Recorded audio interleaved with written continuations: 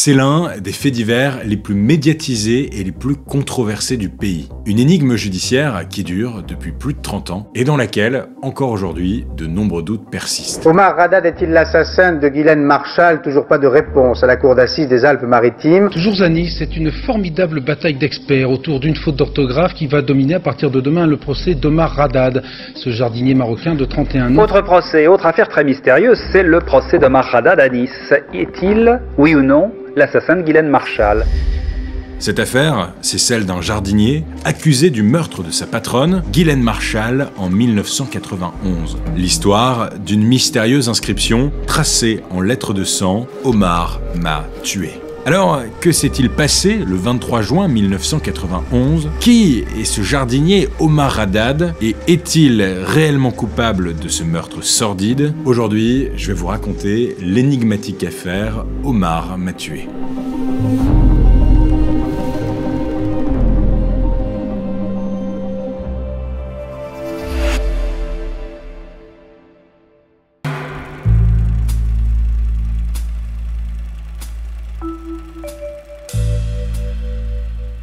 On est le 23 juin 1991 dans une petite ville située sur les hauteurs de Cannes. Cette ville, c'est Mougins. C'est ici que bon nombre de riches retraités se sont installés pour passer leurs vieux jours dans de belles et grandes villas. En ce début d'été, il fait déjà chaud sur la Côte d'Azur. Ce dimanche 23 juin, Ghislaine Marchal est attendue à déjeuner à 13h chez sa voisine, Madame Coster. Ghislaine Marchal, c'est la fille d'un riche industriel et la veuve du fondateur des phares de voiture, Marchal. C'est une très belle sexagénaire, une bourgeoise sans histoire. Elle reçoit souvent ses amis chez elle, dans sa villa, où elle vit seule. Une villa qui porte un nom, La Chamade, bordée d'un joli jardin et d'une grande piscine. C'est donc un dimanche qui ressemble à tous les dimanches dans ce petit coin de paradis. Enfin presque. Ghislaine est en retard au déjeuner auquel elle est invitée, elle qui est pourtant toujours très ponctuelle. Et comme elle n'arrive pas, les invités décident de passer à table. Arrive le dessert, Ghislaine Marchal n'est toujours pas là, alors ses amis, qui commencent sérieusement à s'inquiéter, décident d'aller chez elle pour vérifier si tout va bien. Mais ils ont beau sonner à la grille du portail, personne ne leur répond. Ils vont, comme ça, rester devant la maison pendant un bon moment, avant de finalement rentrer chez eux. La journée passe et Ghislaine Marchal reste injoignable. Le lendemain, le lundi 24 juin, les voisins retournent dans l'après-midi devant chez elle et se disent qu'il y a quand même quelque chose qui tourne pas rond. La villa est située dans un quartier pavillonnaire, surveillé par une société de gardiennage, et donc le gardien a une clé de la chamade. Le groupe d'amis décide donc d'entrer dans la maison pour voir ce qui s'y passe. Une fois le portail passé, ils s'étonnent, la porte d'entrée n'est pas fermée à clé. À l'intérieur, la maison est vide, tout est calme, le lit de Ghislaine est défait, son sac à main trône dans sa chambre, tout est normal, à un détail près. La propriétaire des lieux, Ghislaine Marchal, reste introuvable. Introuvable dans sa propre maison qu'elle ne semble pourtant jamais avoir quittée.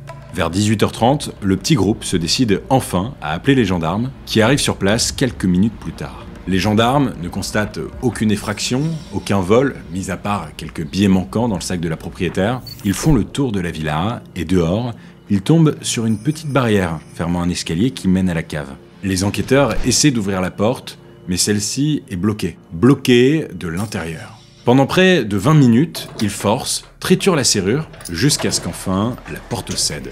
Et c'est là que l'affaire bascule.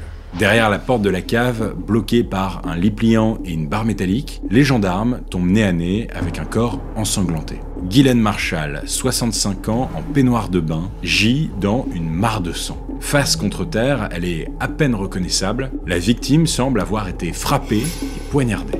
L'un de ses doigts a même été coupé. Madame Marchal a été exécutée froidement, son agresseur ne lui a laissé aucune chance. Mais très vite, un autre détail va étonner les gendarmes. Sur l'une des portes du sous-sol, la porte de la cave à vin, on peut lire une inscription en lettres de sang. Omar m'a tué. Un peu plus loin, sur une autre porte, une autre inscription moins lisible. Omar m'a t. Et une trace de main glissant vers le bas. Comme si l'auteur de ces mots n'avait pas eu le temps ou la force nécessaire pour terminer sa phrase. Immédiatement, les gendarmes émettent une hypothèse qui semble plutôt logique. Et si Ghislaine Marchal avait désigné son meurtrier avant de mourir? Bon, mais ce qui est quand même curieux, c'est que cette inscription comporte une faute de conjugaison. Omar m'a tué, écrit ER. Là où si c'était correctement conjugué, ça aurait dû être écrit E. Alors, ça peut paraître anecdotique raconté comme ça, et pourtant, vous allez voir, c'est un détail très important dans notre affaire. Quoi qu'il en soit, entre le dimanche 23 et le lundi 24 juin, personne n'a rien vu, rien entendu de suspect autour de l'achamade. Les gendarmes commencent leur enquête et déjà, les questions se bousculent. Qui a pu s'en prendre à Ghislaine Marchal? Pourquoi une telle violence? Où est l'arme du crime? Les enquêteurs ont face à eux un indice de choix, l'inscription « Omar m'a tué ». Et vous allez voir, ils vont pas pousser leurs investigations beaucoup plus loin. En effet, les voisins ne connaissent qu'un seul Omar dans l'entourage de Ghislaine Marchal, son jardinier. Le coupable semble donc tout trouver, et il s'appelle Omar Haddad.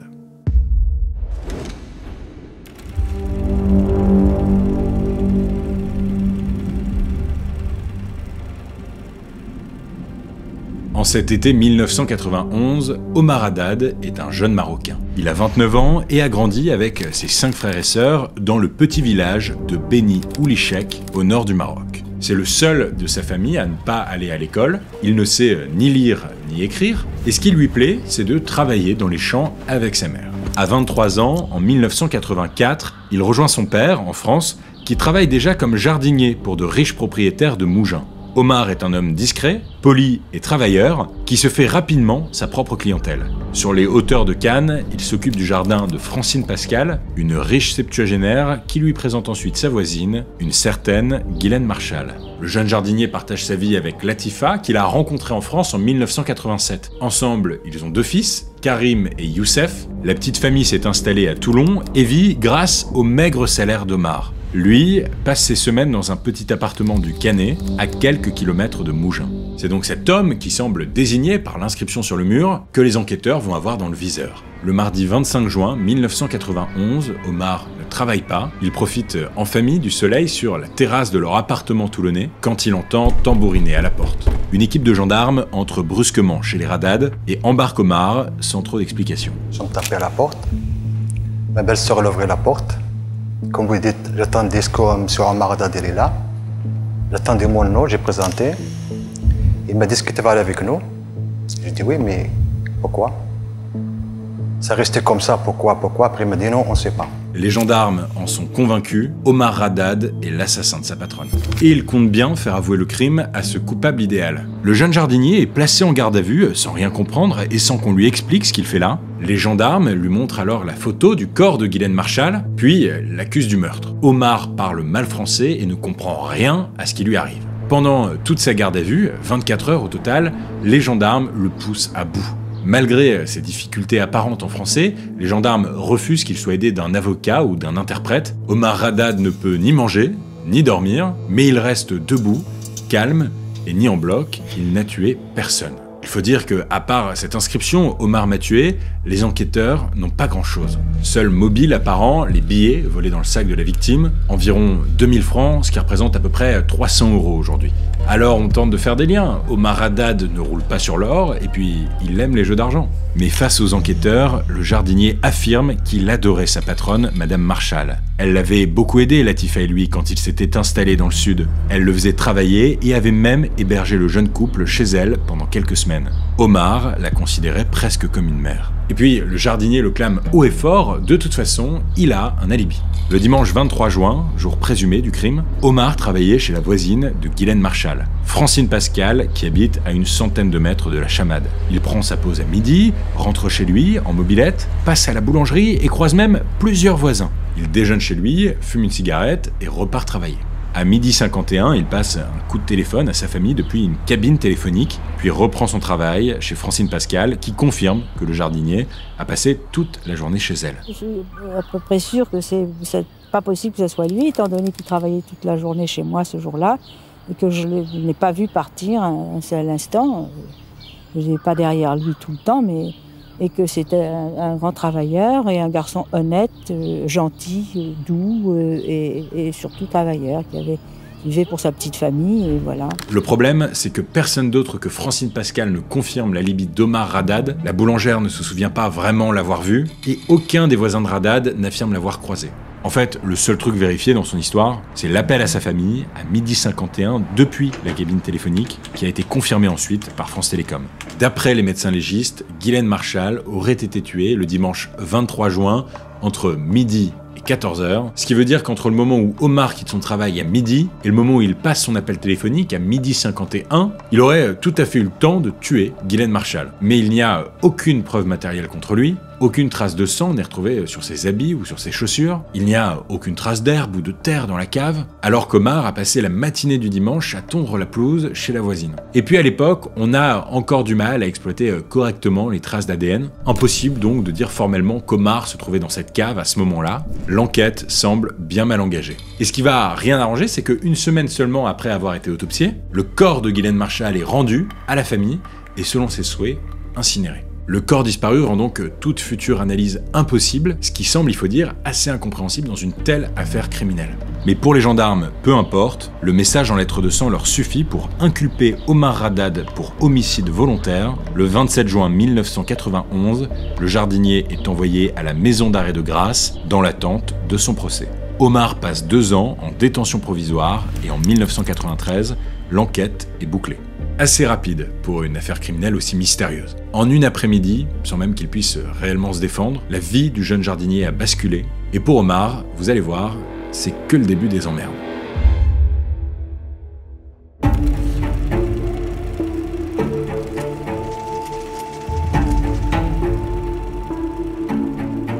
On est en janvier 1994, et ça fait un peu moins de 3 ans que Ghislaine Marchal a été assassinée. Omar Haddad est toujours emprisonné à Grasse, dans le sud de la France, et continue de nier être le meurtrier de sa patronne.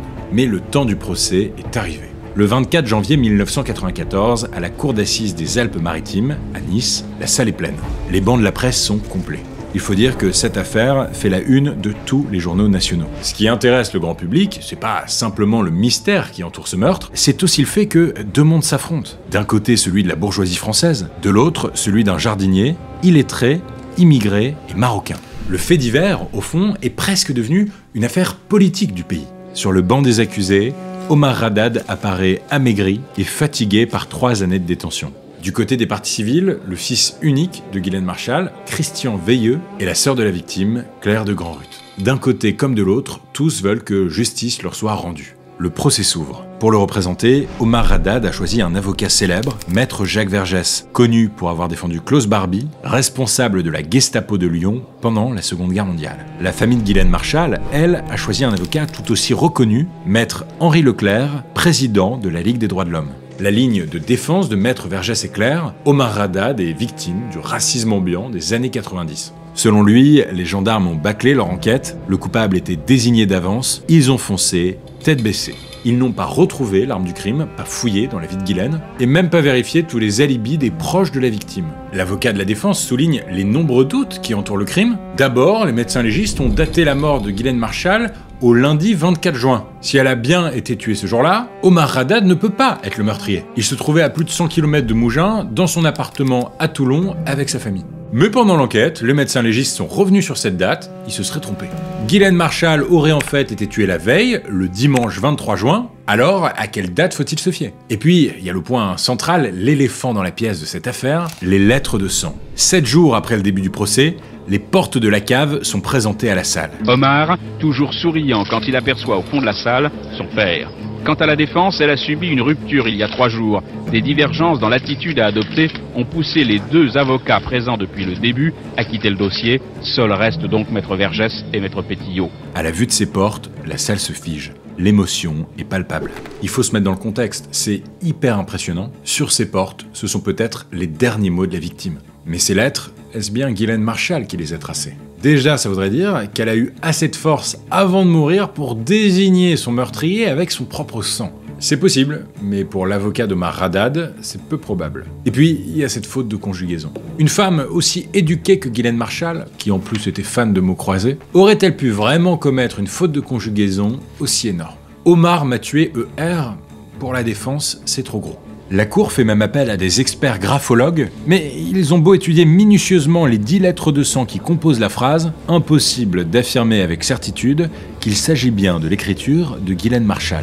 Autre argument de la défense, la porte de la cave où a été retrouvé le corps. Rappelez-vous, elle était fermée de l'intérieur. Les gendarmes ont mis 20 minutes pour l'ouvrir. Ça voudrait dire que Ghislaine Marchal, une femme de 65 ans, alors qu'elle agonisait, a trouvé suffisamment d'énergie pour se barricader aussi solidement. Non, définitivement, c'est très difficile à croire pour l'avocat. Et ça, c'est important d'en parler de ce truc-là. Cette porte barricadée. À part cette porte, il n'y a aucun moyen d'entrer ou de sortir de la cave. Alors qui d'autre que Ghislaine Marchal aurait pu bloquer la porte de l'intérieur? C'est maintenant au tour de l'accusation de présenter ses arguments. Dans la salle d'audience du tribunal, les témoins à charge défilent à la barre. La femme de ménage de Madame Marchal, Liliane Recevaux, est particulièrement accusatrice. Selon elle, Omar Haddad aimait les jeux d'argent, dépensait tout ce qu'il gagnait au casino, et il avait du mal à payer son loyer. Résultat, il demandait très souvent des avances sur son salaire que sa patronne ne lui donnait pas toujours. Omar Haddad aurait donc pu tuer Ghislaine Marchal parce qu'elle refusait de le payer avant la fin du mois. Les proches de la victime proposent même un nouveau mobile. Ghislaine était une femme très courtoise, mais enfin, elle avait quand même très mauvais caractère. Il lui arrivait même d'être franchement détestable. Omar a pu la tuer parce qu'il n'en pouvait plus. Et puis, il y a ces lettres de sang. Et pour l'accusation, c'est le point qui incrimine Omar Haddad. C'est vrai, il y a cette faute de conjugaison, mais Maître Henri Leclerc met en avant que Ghislaine Marchal avait déjà fait cette faute par le passé. On a retrouvé dans ses papiers des factures notées payées avec ER, là où elles auraient dû être notées payées et ES. Après une semaine de procès, malgré les témoignages, les expertises et les différentes plaidoiries, beaucoup de mystères restent irrésolus. En fait, à part son prénom qui se retrouve sur ce mur, rien n'incrimine directement Omar Haddad. Pourtant, la fin du procès arrive. Assis sur le banc des accusés, Omar Haddad est invité à prononcer un dernier mot. Il dit en français « Je suis innocent ». L'avocat général demande 17 à 20 ans de prison pour homicide volontaire. Les jurés débattent pendant presque 7 heures et à 18h30, le verdict tombe. Bonsoir. Omar Haddad, condamné à 18 ans de réclusion criminelle. Les jurés de la cour d'assises des Alpes-Maritimes l'ont donc reconnu coupable du meurtre de Ghislaine Marchal. Décision au terme d'un long délibéré de 7 heures. Ce matin, Maître Vergès, son avocat, avait demandé son acquittement. Pour ce genre de crime, Omar Haddad risquait la prison à perpétuité. Il est finalement condamné à 18 ans de réclusion. Une peine un peu étrange. Finalement, c'est un peu comme si on déclarait que Omar Haddad n'est ni 100% coupable, parce qu'il n'est pas condamné à la peine prévue pour les homicides volontaires, ni 100% innocent parce qu'il prend quand même 18 ans de prison. Le jardinier est sonné par le verdict. Il ne réagit pas et il est directement ramené dans sa cellule de 9 mètres carrés. Son avocat, Maître Vergès, laisse exploser sa colère devant les caméras. Quelqu'un dont j'ai prouvé l'innocence a été condamné à une peine qu'il ne mérite pas. C'est la célébration du centenaire de l'affaire Dreyfus. Il y a 100 ans, on condamnait un jeune officier qui avait le tort d'être juif. Aujourd'hui, on condamne un jardinier parce qu'il a le tort d'être maghrébin. Alors, l'affaire aurait pu s'arrêter là. Mais à l'annonce du verdict, devant le palais de justice de Nice, la foule crie son indignation. Innocent, innocent, innocent, innocent, innocent, innocent. L'opinion publique, passionnée par l'affaire, ne comprend pas la condamnation du jeune jardinier. Plus de la moitié des Français estiment qu'Omar Haddad doit être rejugé. Il y a trop de doutes sur sa culpabilité, trop de zones d'ombre qui n'ont pas encore été élucidées.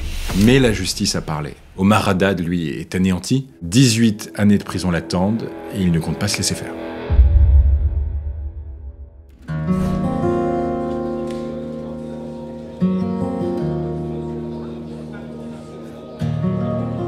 Quelques années passent, et dans sa petite cellule de la prison de Muret, à Toulouse, Omar Haddad continue de clamer son innocence. Il enchaîne les grèves de la faim et les demandes de révision de son procès, mais sans succès. En 1996, 2 ans après la condamnation, l'affaire devient encore plus politique. Le roi du Maroc s'en mêle. En visite en France pour rencontrer le président de l'époque, Jacques Chirac, Hassan II, roi du Maroc, demande la libération d'Omar Haddad. En échange, il promet de libérer des Français emprisonnés dans son pays. Jacques Chirac accorde un signe grâce partiel aux prisonniers et écourte sa peine de presque 5 ans. En apprenant la nouvelle, les proches d'Omar, comme son père, se réjouissent. Merci beaucoup pour Monsieur le Président, Monsieur Jacques Chirac, merci. Mais tout le monde, il les connaît, Monsieur mon fils, il est pour rien. Il n'est pour rien. Ok, la grâce partielle de Chirac permet à Omar Haddad de sortir de prison plus tôt. Mais dans les faits, elle ne l'innocente pas pour autant. Aux yeux de la justice, Omar Haddad est toujours coupable.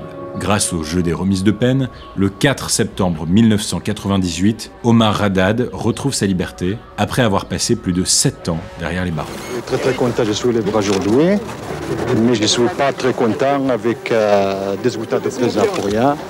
Et qui me l'a dit déjà mon avocat, je suis libre, mais le combat continue jusqu'au bout. Ça fait dire juste la vérité. Car même s'il est libre, dans cette affaire, Omar Haddad a tout perdu. Son nouveau combat, prouver son innocence et être rejugé une deuxième fois. Faut savoir que depuis le verdict de 1994, toutes les requêtes d'Omar Haddad ont été refusées. Ça fait 2 ans que je réclame un deuxième procès, et pour moi et pour toute la France, parce que je pense qu'il y en a beaucoup de Français qui réclament un deuxième procès, et je pense tous les Français ils ont le droit de savoir la vérité, c'est tout. Vous avez juré plusieurs fois? J'ai juré parce que jamais personne ne m'a demandé. Et c'est pour ça que j'ai juré, parce que je suis sûr certain de moi, c'est pas moi qui a tué Madame Marchal. Mais rien n'y fait. La justice est ferme, il n'y aura pas de deuxième procès, alors même qu'il y a de nouveaux éléments dans le dossier. Une nouvelle expertise graphologique qui montre que les lettres de sang pourraient ne pas avoir été tracées par Ghislaine Marchal, des témoignages qui mentionnent de nouveaux suspects, et une enquête d'un détective privé, Roger-Marc Moreau, qui ouvre de nouvelles pistes. Parmi ces nouvelles hypothèses, celle de l'implication de Liliane Recevaux. Rappelez-vous, c'est la femme de ménage de Ghislaine Marchal, et c'est elle qui, pendant le procès, a lourdement chargé Omar. D'après le détective, Liliane et son mari, que tout le monde surnommait Pierrot le Fou, auraient tué Ghislaine Marchal. Le mobile, la patronne menaçait de licencier son employé. C'est une piste très sérieuse, parce que par la suite, Pierrot le Fou a été condamné dans une autre affaire pour meurtre. Il aurait donc été tout à fait capable de tuer Ghislaine. Mais malheureusement, il est mort en 2010, et son ADN n'a jamais été comparé avec celui de la scène du crime. En 2008, 17 ans après le crime, une célèbre avocate, Sylvie Neujkovic, connue pour ses interventions dans les médias, reprend le dossier et compte bien défendre son client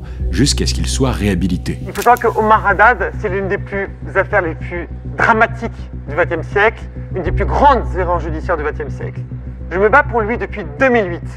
Depuis 2008, je fais tout mon possible et je me bats, croyez-moi, même contre un procureur, parce que, croyez-moi, pour faire des expertises, pour avoir des résultats des expertises, c'est difficile et j'ai l'impression véritablement d'être face à un mur à chaque fois. Pourtant, les nouveaux éléments sont crédibles. Plusieurs nouvelles hypothèses, des suspects, des mobiles, des pistes qui n'ont pas du tout été étudiées par les enquêteurs à l'époque qui pourraient, aujourd'hui, blanchir Omar Haddad. Entre 2002 et 2004, 2 journalistes, Marc Le Plongeon et Jean-Michel Descugis, mènent une contre-enquête. Ils la rendent publique en 2022 dans leur livre « Ministère de l'injustice » et révèlent une nouvelle piste. 2 nouveaux suspects sont pointés du doigt, Martial et Jean-Claude. Les 2 hommes sont frères et gèrent un petit bar à Cagnes-sur-Mer, dans lequel Ghislaine Marchal avait ses habitudes. Ils auraient des liens avec le grand banditisme et auraient organisé un cambriolage chez Ghislaine Marchal en juin 1991. Les gendarmes vont enquêter sur cette piste pendant 2 ans, puis vont lâcher l'affaire sans trop d'explications. En fait, il y a peu de chances que cette nouvelle piste aboutisse, et pour cause, les 2 suspects sont tous les 2 décédés. Mais il y a une autre nouveauté, et pas des moindres. Il existe désormais 4 ADN qu'on a retrouvés mélangés au sang de la victime. 2 se retrouvent sur la porte de la chaufferie et 2 autres sur la porte de la cave à vin. Grâce aux avancées techniques, l'ADN peut être enfin exploité. Et ça tombe bien, en 2015, sur les 10 lettres de sang tracées sur les portes de la chaufferie et de la cave à vin, 4 caractères génétiques masculins sont identifiés. Et parmi ces 4 ADN, pas de traces de celui d'Omar Haddad. Et là vous allez me dire, mais à qui appartiennent ces traces alors? On va enfin trouver le coupable? Eh ben non. Malheureusement, pour le moment, aucune de ces traces ne correspond à un profil génétique enregistré au FNAEG, le fichier national des empreintes génétiques. On ne sait donc pas à qui elles appartiennent. Autre hypothèse encore, rien n'a vraiment été exploré dans la vie sentimentale de Ghislaine Marchal. Aurait-elle eu un ou plusieurs amants? C'est ce que racontent ses amis, mais sans trop de détails. Ghislaine était une femme très secrète. Était-elle menacée par quelqu'un, sans doute un homme jaloux qu'elle aurait conduit? Nous ne le saurons jamais. Mais Maître Novakovic, l'avocate de Omar, ne se laisse pas abattre et demande en octobre 2022 la révision du procès. Et pour la 2e fois dans ce feuilleton judiciaire, la requête est refusée. Omar Haddad ne sera pas rejugé.